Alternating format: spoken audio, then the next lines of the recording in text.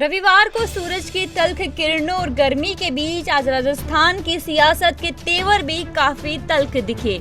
एक बार फिर पायलट ने आज अपनी ही सरकार या यूं कहें कि घुमा फिरा के मुख्यमंत्री गहलोत के खिलाफ ही आवाज उठा दी।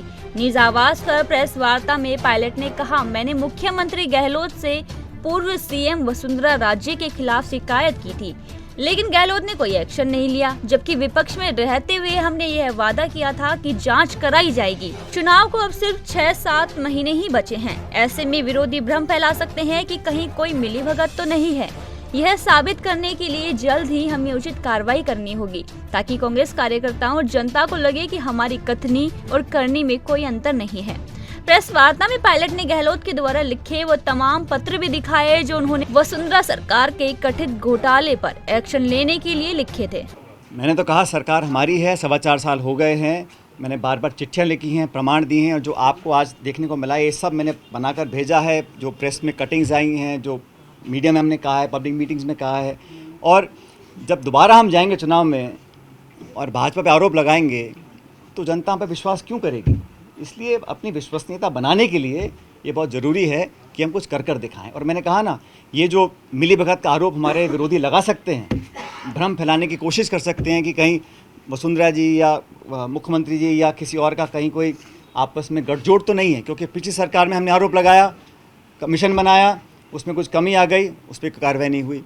दोबारा सरकार में बीजेपी आई, हमने और बड़े आरोप लगाए, हम राष्ट्रपति के पास गए, गवर्नर के पास गए, ज्ञापन दिया, लोगों को आश्वासित किया। 4.25 साल हो गए और हमने कोई कार्रवाई नहीं करी है। कम से कम मेरी जानकारी में तो नहीं है। इसलिए मैं चाहता था कि पब्लिक में हम लोगों की बात जनता माने अगली बार भी, इसलिए कदम उठाना ज़रूरी है। भाई मैंने तो जो मुझे इशू लगा पब्लिक डोमेन में आना चाहिए, जिस इशू को लेकर मैं 5 साल में संघर्ष किया, और मैं जब अध्यक्ष था तब हम सब लोगों ने, ये ऐसा नहीं है कि किसी, मैंने तो अशोक जी से बहुत ज़्यादा बोला है इस बारे में, हम सब ने बोला है। लेकिन सरकार जब बनी है तो पार्टी की सरकार बनी है, तो इसलिए मैं चाहता हूं जो हम बोल रहे हैं, सदन के अंदर बोल रहे हैं, जांच का विषय है, जांच का विषय है, जांच का विषय है। कितनी बार मैंने बोला, कितनी बार गहलोत साहब ने बोला, तो उस पर तो हमें कार्रवाई करनी चाहिए। अभी तक नहीं करी, ये बहुत बड़ा सवाल है। और समय कितना बचा है? सुझाव पार्टी क्यों नहीं मान रही, क्या लगता है? ये सुझाव पे कार्रवाई करने का काम सरकार का है, इसमें संगठन का कोई ज़्यादा लेने देना नहीं है, सरकार की जिम्मेदारी है। भाई आरोप नहीं लगा रहा हूँ आपने मेरे ढंग से सुना नहीं।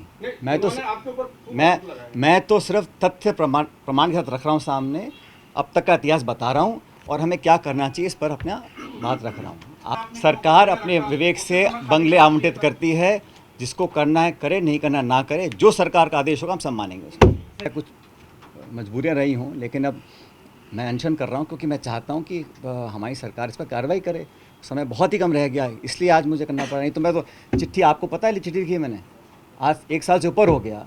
आज मैं क्यों बोल रहा हूँ? ये नहीं कि मैं आज सो के जागा हूँ, मैं तो बहुत पहले से कहता आया हूँ, फिर चिट्ठियाँ लिखता आया हूँ, आग्रह करता आया हूँ। अब जब नहीं हो रही कार्रवाई, इसलिए मुझे अनशन करना पड़ रहा है। लिखी, मुझे उम्मीद थी कुछ कार्रवाई होगी, लेकिन अब जब लग रहा है कि समय बहुत ही कम रह गया, तो मैं बैठूँगा, अनशन करूँगा, लोगों के सामने बात रखेंगे। और मेरा इस पर किसी पे चीटाकशी करने का मकसद नहीं है। मैं तो सिर्फ सैद्धांतिक मुद्दों की बात रख रहा हूँ, और मैं चाहता हूँ इस पर हम नैतिकता अपनी बनाए रखें और उस पर कार्रवाई करें। वो एक बहुत ऐसा है, वो देश महाराष्ट्र में पैदा हुए, लेकिन पूरे संपूर्ण समाज और देश के लिए एक समाज सुधारक थे। उन्होंने मुद्दों को, समाज को बेहतर बनाने के लिए, उसमें करप्शन बहुत बड़ा इशू है, तो उनसे प्रेरणा लेके मैं करना चाह रहा था। इसलिए 11 तारीख को मैं समझता हूँ कोई कारण नहीं है कि मांगे नहीं मानी जाएंगी। सरकार हमारी है, एजेंसी हमारी है, तथ्य हमारे सामने है, हमारा कमिटमेंट पब्लिक के अंदर है, तो बात ना मानने का सवाल नहीं उठता। उस पर तो कार्रवाई कर रहे हैं ना, अच्छी बात है।